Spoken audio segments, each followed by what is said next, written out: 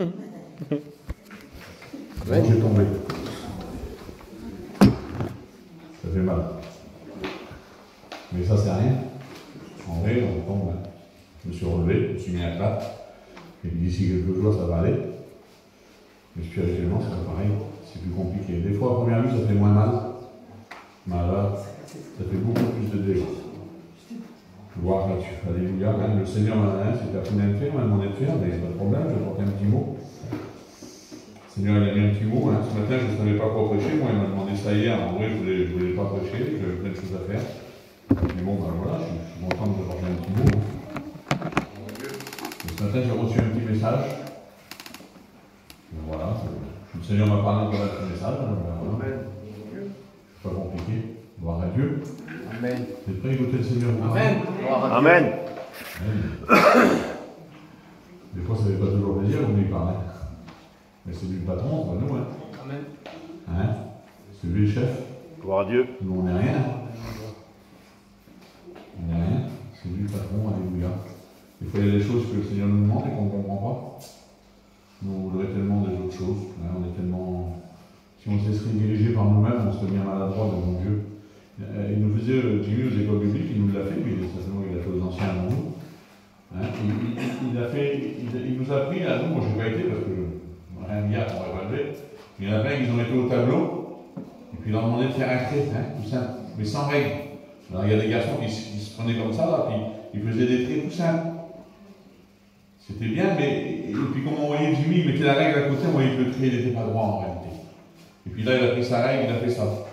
Il a fait un trait, tout simplement. Il a dit, vous savez, c'est quoi ça, les garçons? Il dit, ça, c'est la doctrine. Il dit, si on se laisse diriger par nous, ben, vous savez, même si on démarre bien, hein, vous avez vu, des fois, on essaie de faire des traits, moi je suis à 3 en plus. Hein, on commence là, puis des fois, on finit là, sur un grand trait comme ça. Mais si on prend une règle, ça ira toujours tout droit, ça ne bougera pas. Eh bien, écoutez, ça, c'est la règle. Gloire à Dieu. Et puis, si on veut bâtir notre vie chrétienne là-dessus, eh bien ça va marcher.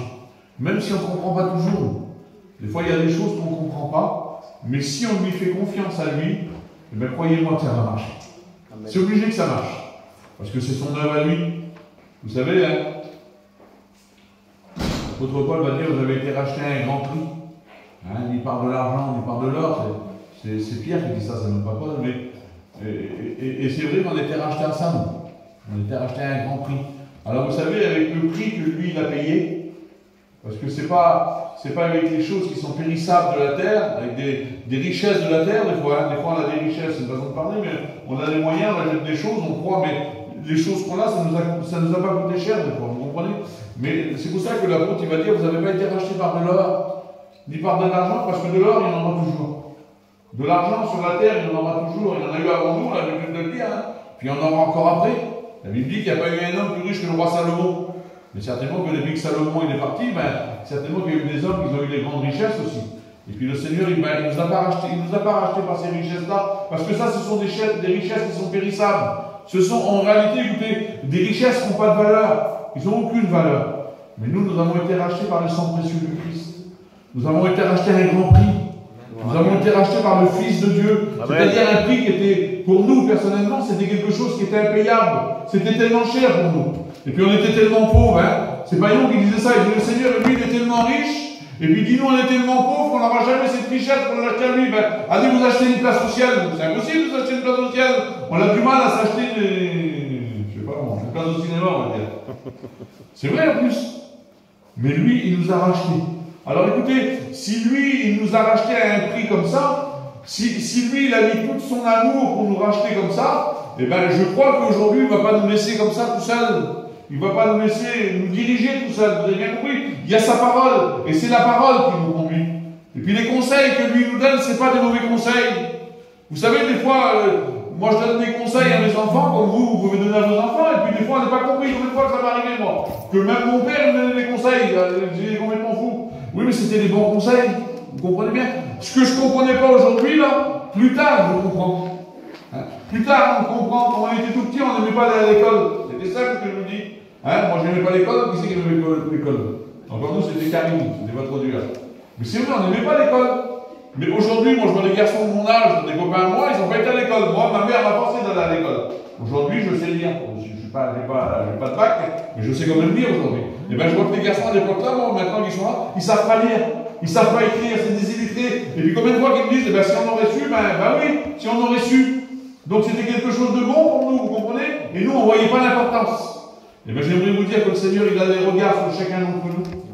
J'aimerais vous dire que lui, là, Seigneur, si vous sauriez à combien qu'il nous aime, si vous sauriez à combien que lui prend soin de nos vies, si vous sauriez combien que lui, il a ses regards sur nous, là, remplis d'amour et remplis de compassion. Écoutez, je disais ça il y a 2-3 jours à la salle de Quimper, je disais le Seigneur, lui, c'est un père, et un père, il aime ses enfants. Hein? Moi, j'aime les garçons, hein? Je les adore, mes garçons, c'est à moi, vous avez bien compris. Mais je disais ça parce que c'est vrai. Je disais, le Seigneur, c'est un père, mais il a un cœur de mère. Parce que je crois dans mon cœur qu'une mère a plus d'amour qu'un père.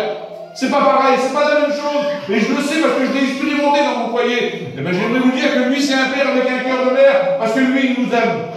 Lui, il nous aime, et puis écoutez, on travers sa parole, là, il nous donne des conseils. Et puis des fois, les conseils, nous, on ne les comprend pas toujours. Et bien, c'est pour notre bien, alléluia. Amen. Le nom du Sauveur soit béni et glorifié. Parce que le désir de Dieu, là, et bien, Seigneur, c'est qu'on soit, écoutez, c'est le même désir que nous. Tu veux quoi, ton pour tes fils? Qu'ils soient heureux, qu'ils soient en bonne santé, qu'ils aient des richesses, Seigneur, qu'ils aient plein d'amis. Mais qu'est-ce qu'il veut, le Seigneur, pour moi? Que je sois heureux, que j'aille les choses de la terre dans mon besoin, là, que j'ai une bonne santé spirituelle, que j'ai plein d'amis partout où je vais. C'est le désir de Dieu, c'est le même, vous comprenez? C'est le même désir que moi j'ai pour mes enfants, que lui, il a pour moi. Et bien, j'aimerais vous dire que le désir de Dieu pour vous, ce soir, c'est ça. Vous avez compris? Et puis des fois, on ne comprend pas toujours. Nous, regardez, hein, je lis 2-3 textes de la parole, je ne serai pas long avec vous. J'ai reçu le petit message là ce matin et j'aimerais le partager avec vous. C'est l'apôtre Paul qui va dire ça aux Éphésiens. Et puis comme l'apôtre Paul va écrire cette lettre là, aux Éphésiens, chapitre 4, eh bien écoutez, si on dit un petit peu le contexte, là, vous savez où il était, l'apôtre Paul, lui? Il n'était pas en vacances, il n'était pas chez lui à qu'on écrire un message, ou alors il n'était pas, je ne sais pas moi, dans sa maison, on va dire, non. Il était en prison. Il était en prison. Hein, je vois Sonia qui est là, son mari est en prison. Mais lui, il est en prison parce qu'il a fait des choses mauvaises, hein, c'est une façon de parler, ce que je dis. Mais l'apôtre Paul, lui, il n'était pas en prison parce qu'il avait fait des mauvaises choses. L'apôtre Paul, il était en prison pour l'évangile, lui. Il était en prison parce qu'il avait propagé l'évangile, vous comprenez ça? Et puis là, il était en prison, puis regardez, pourtant, même prisonnier, dans son cœur, il était libre. Alléluia. Regardez ce qu'il va donner, c'est le conseil qu'il va donner aux Éphésiens, à l'église d'Éphèse. Il va dire, regardez, en considération de tout ce que Dieu a fait pour nous, hein, en considération de tout ce que Dieu a fait pour nous, permettez-moi donc, en tant que prisonnier du Seigneur, de vous adresser avec instance une recommandation. Regardez ce qu'il va dire. Conduisez-vous d'une manière digne de l'appel qui vous a été adressé. Et puis c'est ce que je voulais vous dire ce matin, cet après-midi plutôt, ce soir. Alléluia. Hein? Seigneur, c'est le conseil que Paul a donné. Mais le conseil que Paul a donné, là, le conseil là, je l'ai reçu ce matin dans mon cœur, moi. Hein, c'est ma femme, elle a une petite application, et puis certainement que vous l'avez aussi, je ne sais pas. Et puis là, voilà, elle m'a donné ça et on a regardé ça ensemble. Et bien, l'apôtre Paul, il voudrait qu'on se conduise d'une manière digne de l'appel qui vous a été adressé. Que le nom du Sauveur soit béni. Regardez, soyons dignes de Dieu. C'est ce que je veux dire. C'est ce que ça veut dire, tout simplement. Soyons dignes de lui. Est-ce que tu es digne, Seigneur? Gloire à Dieu. Il faut être digne de lui. Et comment être digne de lui? Ben, écoutez, c'est faire, Seigneur, son désir à lui.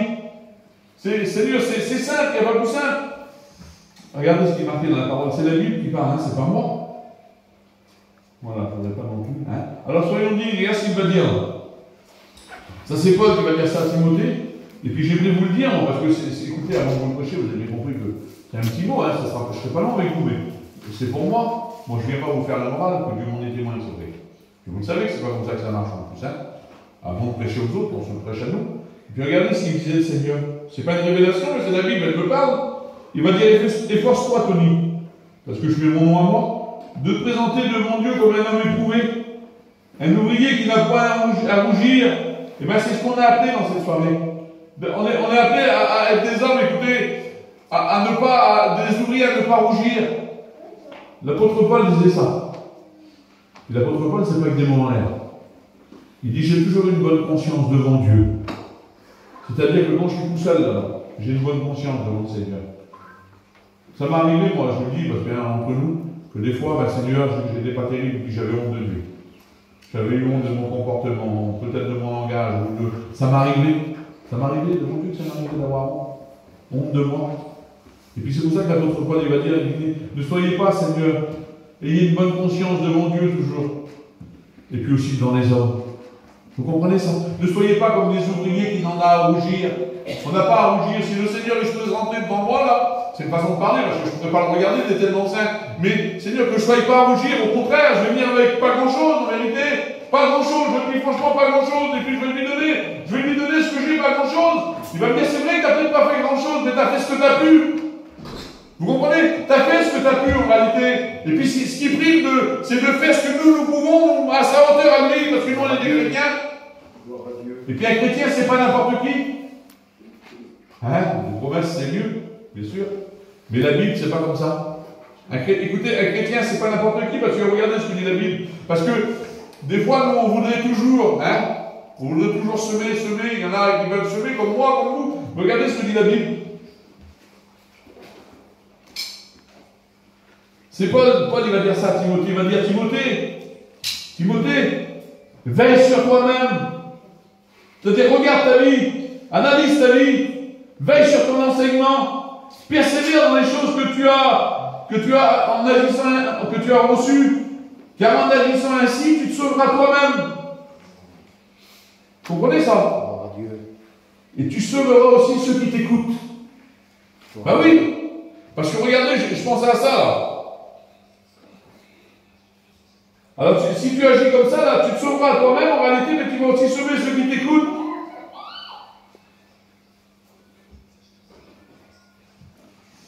Alléluia. C'est Jimmy qui disait ça. Il nous l'avait dit. Puis il l'a dit à tous ceux qui ont passé aux écoles bibliques. Et puis même dans les prédications qu'il a données, j'ai déjà écouté. Il disait ça, il nous l'avait marqué dans notre étude. Il disait c'était un serviteur de Dieu reçu. C'est marqué comme ça. Un jour, il est venu vers nous, puis il m'a dit, voilà, il m'a dit, ce que tu prêches, si tu ne vis pas ce que tu prêches, il dit, ce que tu prêches ne prendra jamais vie.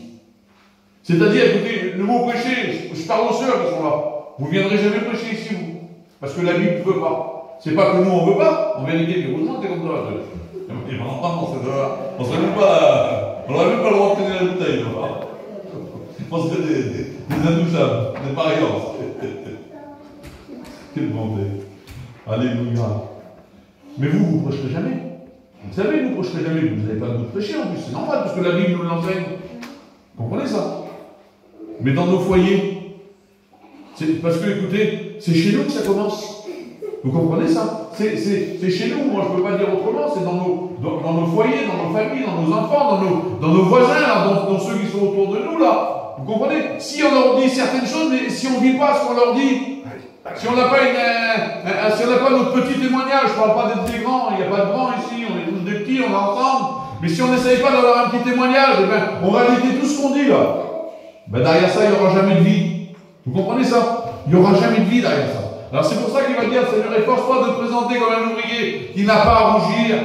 On doit s'efforcer, c'est pas facile, mais comme tu t'efforces, tu y arrives, parce que c'est possible. Il ne va pas nous mettre des choses qui sont au-dessus de notre force, c'est pas possible. Mais avec Dieu, c'est possible. Alléluia. Regardez ce qu'il va dire, Paul aux Corinthiens. Et puis nous, c'est ça en réalité. Alors nous, quand je dis nous, je prends l'église en ensemble. Nous faisons donc fonction d'ambassadeurs pour Christ, comme si Dieu exhortait par nous. C'est-à-dire, nous sommes les ambassadeurs du Christ. Et une ambassade, vous savez ce que c'est qu'une ambassade? Ici, il n'y a pas d'ambassade. À Paris. À Paris, il y a une ambassade. Il y a l'ambassade d'Amérique, par exemple. Alors, l'ambassade d'Amérique, c'est une maison, par exemple. Je dis ça, moi, je ne connais pas grand-chose dedans, mais je sais que c'est une grande maison, là. Et puis devant, on a déjà vu dans les films. Il y a des soldats américains qui sont devant. Et puis ça, vous savez, cette maison-là, elle est à Paris, elle est en plein milieu de Paris, la maison-là. Et puis là, il y a un soldat qui est américain qui est devant, par exemple, parce que c'est l'ambassade d'Amérique. Mais comme on passe devant la porte, là, eh bien, on n'est plus en France. Pourtant, on est à Paris.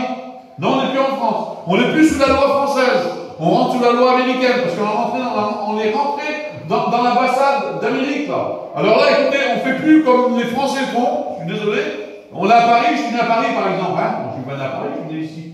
Mais alors oui, mais j'ai ma maison derrière. Oui, c'est bien. Mais là, tu as rentré, là, dans l'ambassade, donc c'est-à-dire qu'aujourd'hui, ben, tu ne dois plus faire comme les Français font, tu dois faire comme les Américains font.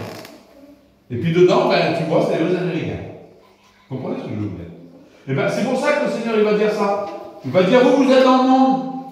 On est dans le monde, vous avez bien compris. On est dans le monde. Il dit, vous êtes dans le monde, mais il dit, vous n'en faites pas partie du monde. Parce que nous, on est rentré dans l'œuvre de Dieu. Gloire à Dieu. On est rentré dans l'église de Dieu. Amen. Aujourd'hui, écoutez, on n'est plus sur la loi française. Je crois qu'on est des Français, vous avez bien compris. Mais la loi du monde, on n'est plus sur la loi du monde, nous. On est sur la parole. Amen. On est sur la grâce de Dieu que Dieu nous a fait. Amen. Alors on ne fait plus comme nous on veut. On se soumet à lui, vous avez bien compris. Amen. Alors nous faisons comme des ambassadeurs pour Christ. Oui, nous voulons représenter le ciel. Amen. Gloire à Dieu. Je ne suis pas un ange. Et puis, je ne veux pas me faire passer pour ce que je ne suis pas, parce que je ne me prêche pas à moi. Mais aujourd'hui, écoutez, on veut représenter le ciel. On veut essayer. Je n'ai pas dit que c'était facile, mais c'est possible. C'est possible. C'est possible par notre façon de faire. Vous savez, il ne va pas me demander à moi, Tony, là, dans ma position, de me présenter pour être président de la mission. Il ne va pas me demander d'être conseiller de région. Il ne va pas me demander d'être enseignant, moi. Il ne va pas me demander d'être trésorier de la mission. Je n'arrive même pas à défiler chez moi. Vous comprenez, il y a des choses que Dieu ne va pas me demander. Mais dans ma petitesse à moi, là, dans ma petite chose à moi, là, eh bien ça, le Seigneur me le demande. Et Amen. puis, ce qu'il me demande à moi, là, ben, il te le demande à toi. Gloire à Dieu. Vous comprenez? Alors, si ce que tu veux qu'il vive chez les autres, il faut que ça vive chez toi avant. Parce que la Bible dit ça, la Bible dit qu'un homme ne peut pas donner ce qu'il n'a pas reçu. Mais vous l'avez reçu, on l'a reçu, ça, nous. C'est ce qu'on a reçu du ciel. Vous avez compris? Aujourd'hui, écoutez, hein, je ne voudrais pas être con, puis je ne voudrais pas non plus partir avec une mauvaise note, mais je ne viens pas vous faire la morale, moi. Je suis avec vous. De bon Dieu, je suis avec vous. On est ensemble. Mais je sais que pour avoir une réussite dans notre vie spirituelle, ben, il faut s'approcher de la parole. Il faut s'efforcer. De mon Dieu que c'est vrai. Il faut s'efforcer. Vous voulez que je vous dise un secret? Il faut toujours bon donner des secrets des fois. Mais je vais vous le dire quand même. Je l'ai dit à Carlo l'autre jour, mais je ne l'ai pas dit à personne. J'ai tombé, hein, je me suis cassé le talon. C'est pas grave. Et puis dans mon cœur, quelques jours après, alors voilà, c'est compliqué ce cas-là. C'est un handicapé. Hein. Je suis handicapé. Voilà, je ne peux rien faire. Et puis j'étais vers moi là-bas, et puis j'ai dit, voilà, j'ai rien au Seigneur, hein, il m'a gardé, en plus je dois me tuer de l'amour. J'étais vers moi, et puis voilà, j'étais embêtant, j'étais un petit peu. Et puis là, le Seigneur a parlé à mon cœur. Mon Dieu que c'est vrai. Et puis je le vois comme ça en plus.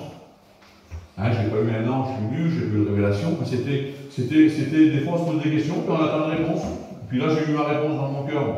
Et j'y ai dit à Carlo. Et puis j'aimerais vous le dire. Je n'aurais peut-être pas vous le dire parce que j'ai un secret, je l'ai dit à lui, c'est un ancien. Si je le dis à l'église, ils vont dire à tout le monde. Il ne faut pas le dire.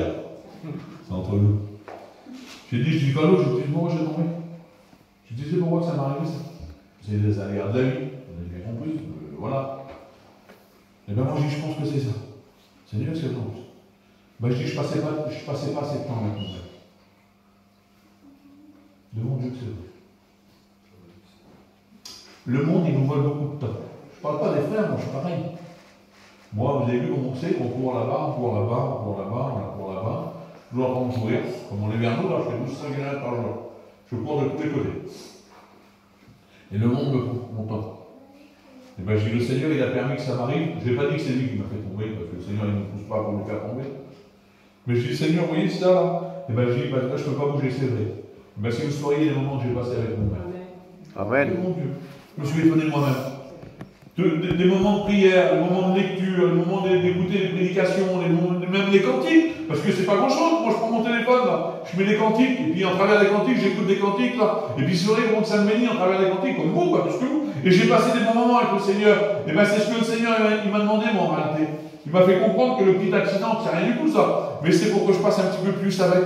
Parce qu'il voulait que son fils, parce que je suis son fils, que son fils passe plus de temps avec. Et bien peut-être que c'est ce que le Seigneur voudrait aussi pour nous dans cette soirée. Hein, parce que le diable, c'est le prince de ce monde, il nous vole notre temps, c'est vraiment ça. On ne se voit pas des journées comme ça. Hein. L'hiver, elle a passé comme si c'était 5 minutes. C'est long l'hiver. Alors ça, l'hiver fini, on est déjà parti. Vous comprenez ce que je veux dire? Ben oui, parce qu'on voilà, on va tout faire comme courir derrière le monde, on va dire avec les moi, sans être méchant dans ce que je veux dire. Parle le mot en plus. Ben lui, il a permis, voilà. Et bien en travers ça, je me suis approché du Seigneur.